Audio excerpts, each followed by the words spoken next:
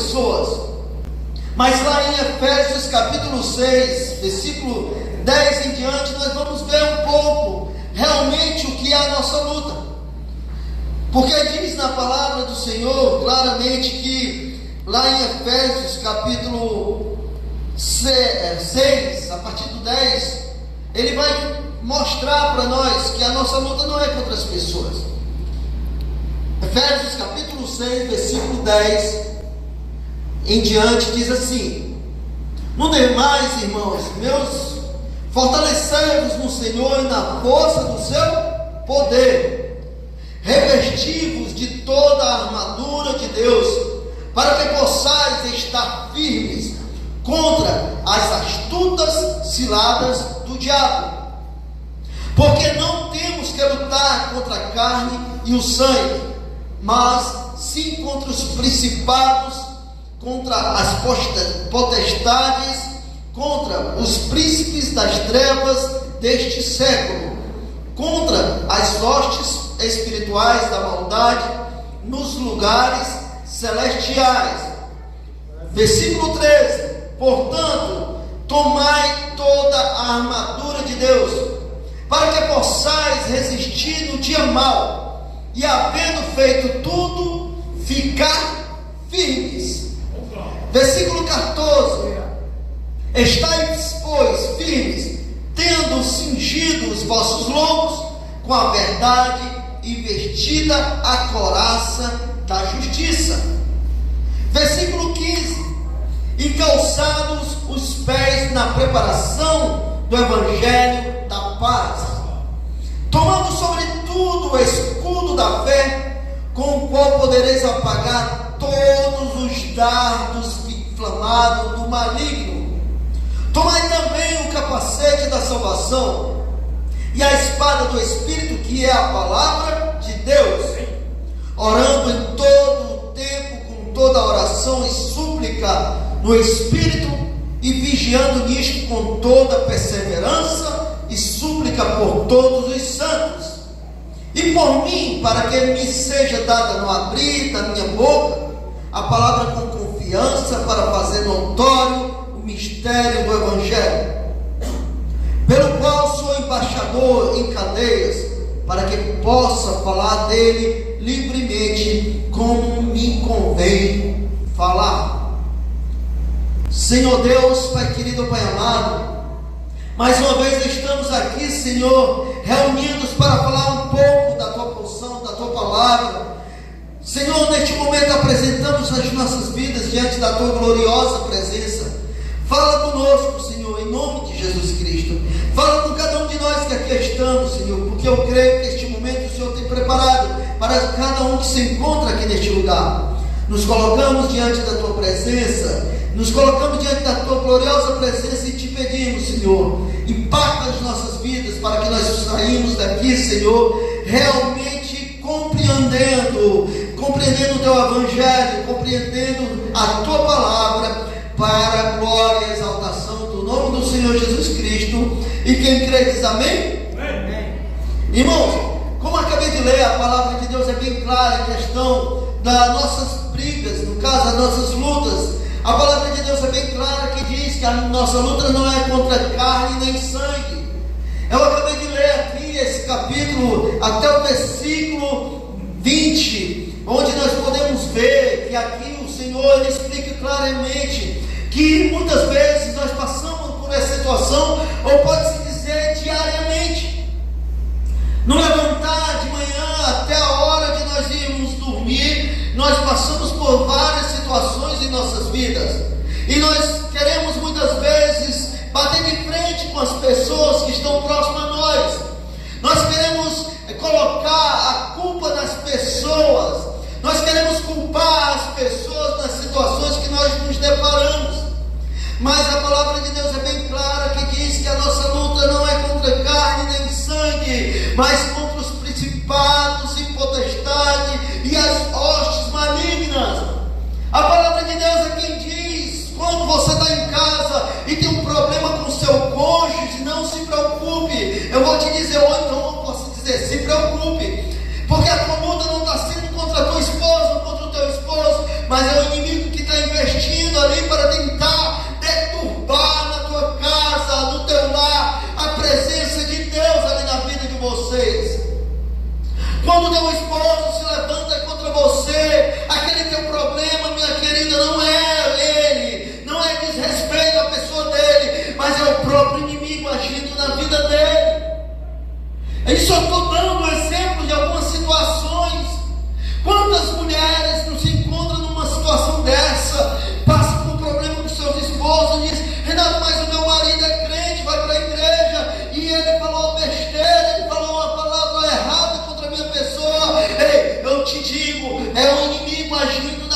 governa através da boca dele.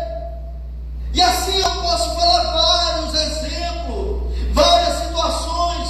O inimigo, ele não se cansa de agir, de tentar contra a minha vida e contra a tua vida, não. Ele sempre vai investir, ele sempre vai jogar sujo, tentando nos deturpar e afastar da presença de Deus. É isso que o inimigo faz. No versículo 10, quando diz: não demais, irmãos, olha, meus, fortalecei-vos no Senhor e na força do seu poder. É a palavra que diz para que nós venhamos se fortalecer em Deus, se fortalecer no Senhor e na força do seu poder. É a palavra que está dizendo, mas nós muitas vezes esquecemos diariamente de ter essa comunhão com Deus, esquecemos de botar o joelho no chão e orar, interceder, clamar pela nossa vida, clamar pela nossa família, de clamar pelo dia abençoado, cheio da presença do Senhor. Aleluia. E a área que o inimigo mais tem investido, a área que o inimigo mais tem investido, se chama nas distrações, para que nós não venhamos se fortalecer no Senhor e na força do poder dele sobre a minha vida e a tua vida. É uma realidade que vivemos, é uma realidade que cada um muitas vezes vive. Nós olhamos para a vida de muitos homens de Deus. O pastor fulano era cheio de Deus, os mártires eram cheios da glória de Deus, o fulano tem a glória de Deus, cheio do Espírito Santo. Mas assim como Deus agiu na vida de muitos, ele também pode agir na minha vida e na tua vida. Mas o diabo não, meu querido, eu tenho algo para lhe dizer. Ele não se cansa. O diabo, ele é perseverante. Ele não cria, ele não sabe criar, mas ele sabe observar. E ele nos observa todo instante, não se engane. Ele nos observa, ele não sabe o que eu penso, ele não sabe o que você pensa, mas ele sabe muito bem quando nós falamos e declaramos aquelas palavras. Ele diz, principalmente, meu querido, eu ouvi o pastor pregando, e é profundo o que ele diz. Em questão das palavras negativas que nós falamos, o diabo ele não precisa do Espírito Santo para agir. Basta uma palavra negativa, uma palavra de maldição, uma palavra totalmente deturbada para ele poder agir contra a minha vida e contra a tua vida. É isso que o inimigo quer. Ele só quer apenas uma brecha para agir contra mim e contra você. No versículo 11 diz: revestivos de toda a armadura de Deus, para que possais estar firmes contra as astutas ciladas do diabo. Da armadura de Deus, aqui nós lemos, mas vamos continuar na sequência. Aqui ele está falando que nós temos que o quê? Revestivos de toda a armadura de Deus. Mas nós muitas vezes ficamos de peito aberto, saímos para a guerra sem nem se tocar, que nós estamos indo para a guerra sem nenhuma segurança, não vamos preparados, e se deparamos com situações adversas que nós não sabemos como agir. Nós estamos como uma presa fácil para que o inimigo possa agir contra a minha vida e a tua vida. Aí quando surge, nós dizemos: foi o fulano, o cicrano, o beltrano, mas na realidade é o próprio diabo agindo. Versículo 12: porque não temos que lutar contra a carne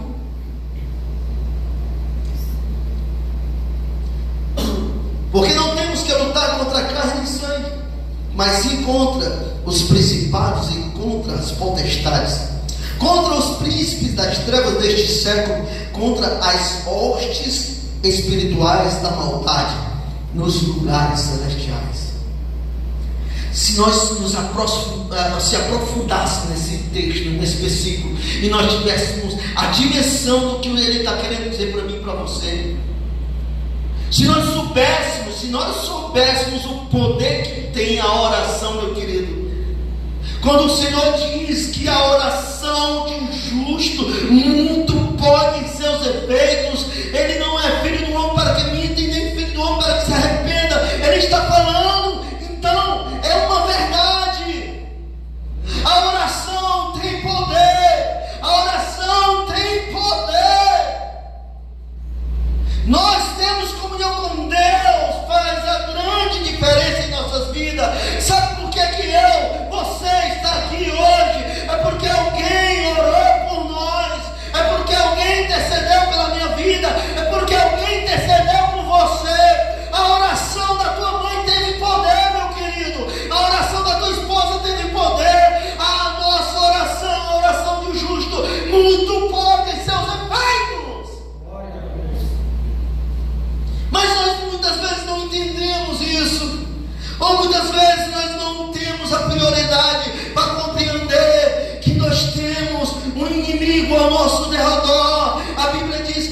diabo está ao derredor,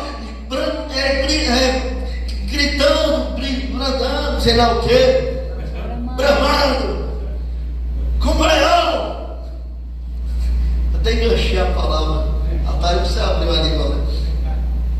Ele está bramando como leão, tentando, né? Tentando nos estragar. Ele está tentando. E vocês pensam que ele fica rodeando e aí se cansa e vai sentar? Não, ele não para não. Não se engane. Enquanto tem muitas pessoas dispersas, enquanto tem muitos crentes vivendo como se nunca fosse morrer, enquanto tem muitas pessoas brincando de ser crente, o diabo não está brincando de ser diabo não. O diabo ele age, e é 24 horas, meu querido, toda hora ele está agindo. Ele fica observando, ele só quer simplesmente uma brecha para poder agir. Mas aí quando nós olhamos no versículo 13, irmão Antônio, a palavra do Senhor diz: portanto tomai toda a armadura de Deus, para que possais resistir no dia mau, e havendo feito tudo, ficar firmes. Ele ainda diz que nós temos que permanecer firmes. Ele diz que nós ainda temos que manter vigilante, para que nós não possamos ser derrotados por ele, mas estar firme, cabeça erguida, como um arauto. Sabe o que é um arauto? É um soldado que está em alerta ali. Ele está em alerta para qualquer ataque do inimigo, ele poder soar a trombeta e avisar: ei, o inimigo está chegando. E é isso que nós temos que estar ligados. Renato, mas o assunto é só o diabo. É mais maior o que está em mim, maior o que está em você, do que aquilo que está no mundo. E é importante nós falarmos desse assunto, porque para nós compreender que o inimigo ele não está brincando.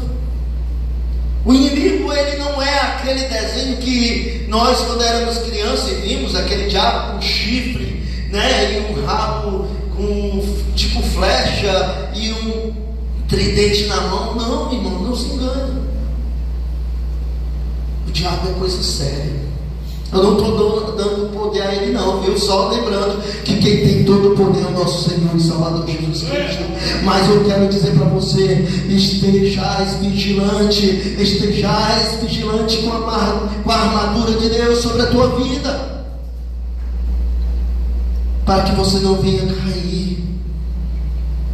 Sabe por quê? Porque no versículo 14 diz: e estai, pois, firmes, tendo cingido os vossos lombos com a verdade, e vestida a couraça da justiça. É profundo, não é verdade? E o inimigo ele quer só o quê? Uma brecha. Lembra dessa palavra? Uma brecha, uma coisinha de nada. Ele só quer simplesmente que nós vacilemos. E que muitas vezes o que tem acontecido é isso. Os crentes têm vacilado. Os crentes têm ficado no alavanteiro. De boa. Está passando necessidade. Oh Senhor, eu quero um emprego. Senhor, eu quero isso. Aí está bem, esquece. Esquece de buscar. Esquece de agradecer.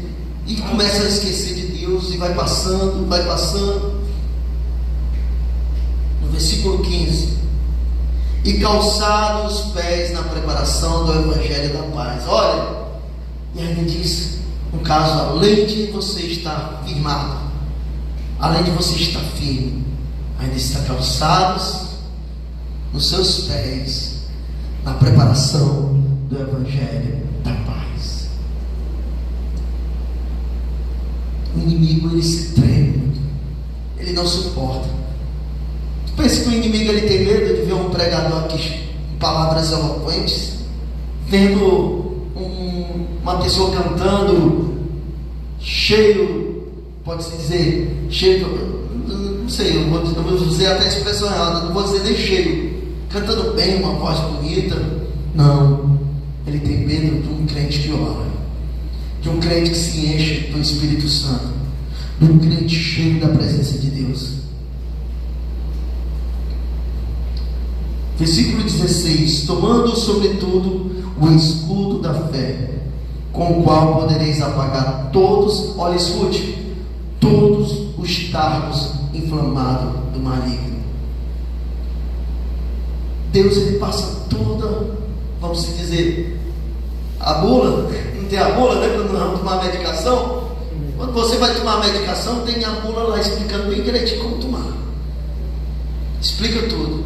Deus, ele passou tudo bem direitinho aqui na palavra. A bula do crente. Ei, pastor Alex, já viu essa? A bula do crente, a Bíblia Sagrada, ele explica. Ele diz bem direitinho como nós temos que agir, como nós temos que nos defender dos dardos inflamados do maligno. Quantas pessoas não têm cedido, quantas pessoas têm caído, quantas pessoas não foram inflamadas com os dardos inflamados do maligno, porque não têm se protegido, que não têm vigiado, não têm orado, não têm buscado a presença do Senhor.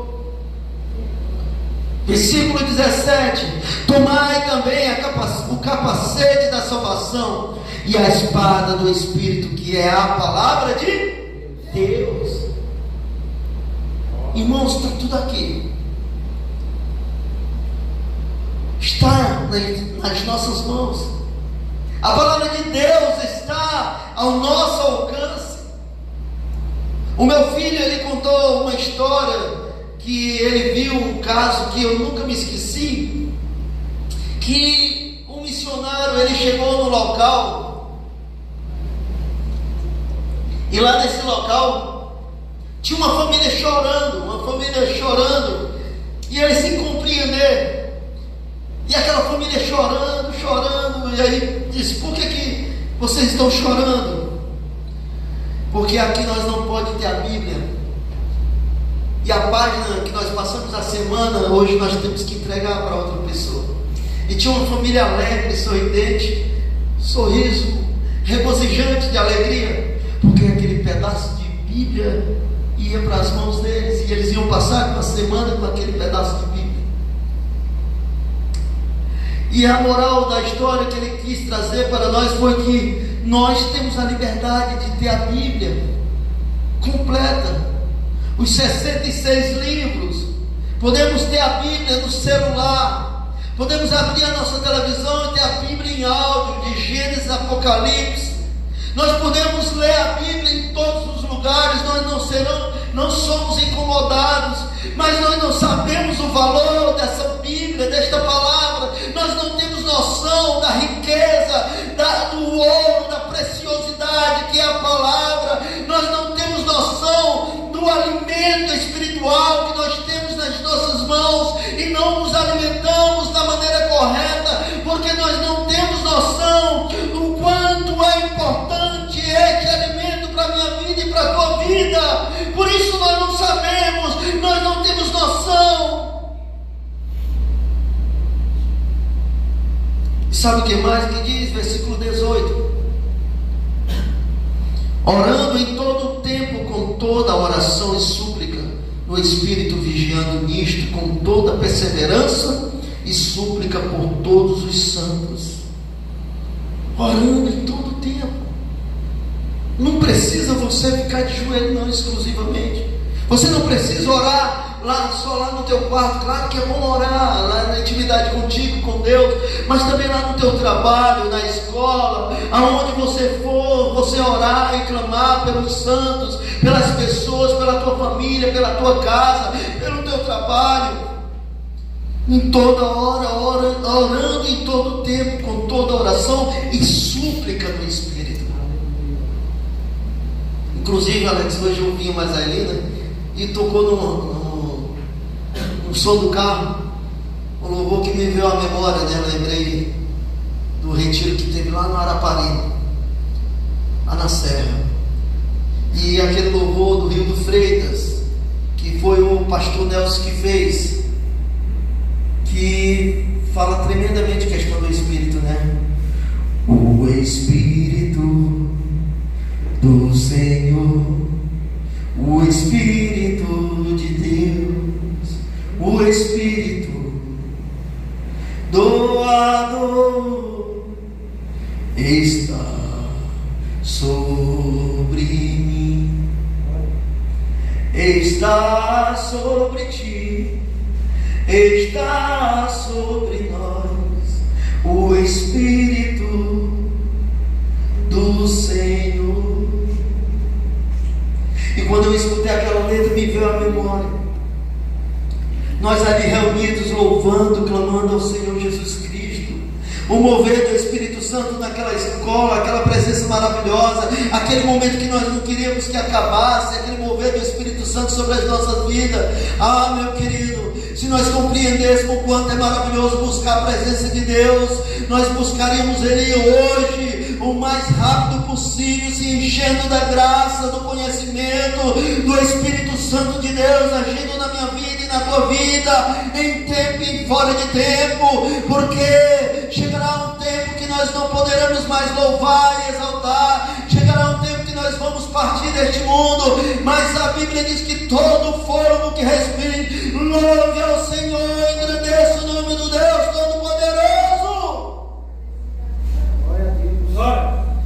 No versículo 19 diz: e por mim, para que me seja dada no abrir da minha boca e palavra, com confiança, para fazer notório o mistério do Evangelho. Essa palavra não é só Paulo, é também para mim, é para você, para que as pessoas venham ver, venham sentir, ver o mistério do Evangelho sobre a vida deles. Olha, sabe o que é mais interessante? Que quando nós falamos em questão do diabo, das coisas do diabo, lembra que eu falei? Muitas vezes nós achamos que ele não existe. Muitas vezes nós agimos como se não fosse real. Mas lá em Tiago, capítulo 2, versículo 19, está escrito: tu crês que há um só Deus? Fazes bem. Também os demônios o creem e estremecem. Olha aí, os demônios estremecem. E nós muitas vezes não tememos ao Senhor. Os demônios estremecem porque eles sabem. Eles conheceram o próprio Deus face a face. E eu e você somos privilegiados de conhecer o Senhor, mas não sabemos a dimensão. Nós estamos vivendo mais como aquela historinha que nós estamos olhando como a história do avião, ele longe. Mas nós não temos a dimensão do tamanho que é Deus em nossas vidas. 1 Tessalonicenses capítulo 2, versículo 18 diz também: por isso bem quisemos uma a outra vez ir ter convosco, pelo menos eu, Paulo, mas Satanás não tem impedido. Sabe o que é que ele faz? Ele nos impede. Sabe por que tem muitas cadeiras vazias? Porque muitas pessoas têm sido impedidas. Satanás tem lançado muitas distrações. E isso é em todos os cultos. Isso é todos os dias. Essa luta é todos os dias. Sabe por quê? Porque o inimigo ele inverte todos os dias contra a minha vida, contra a tua vida. Todos os dias ele cria alguma coisa, algo bem assim estratégico. Bom, vocês pensam que o inimigo não é estratégico? O inimigo ele cria histórias, ele cria situações. Não, eu não vou hoje não. Isso daí acontece comigo também, meu querido. Eu estou falando algo que acontece comigo, acontece com todos. Aí ele diz: não, eu não vou hoje não. Sabe por quê? Eu não estou bem não.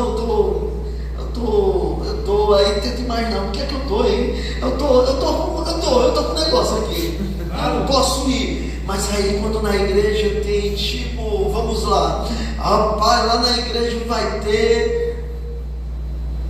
lanche, vai ter um jantar, vai ter muita comida, muita fartura. Vamos lá, pessoal, vai ter sorteio, vai ter até bingo, bicho. Vai ter todo mundo, rapaz, pensa como vai ser fartura. Tem até um churrasqueiro lá, carne à vontade. Irmãos, as dores vão-se embora. A casa não fica cheia. Sabe por quê? Porque a falta de compromisso, a falta de realmente ter um compromisso com o Evangelho genuíno é pouco. Isso que eu estou falando não é para alguns, eu estou falando para nós todos. Sabe por quê? Porque o inimigo, ele não se cansa de investir contra mim e contra você. O inimigo, ele não se cansa. Assim ele fez na vida de Paulo. Aqui está escrito, como eu acabei de ler: por isso bem quisemos uma outra vez ir ter convosco, pelo menos eu, Paulo, mas Satanás não o tem impedido.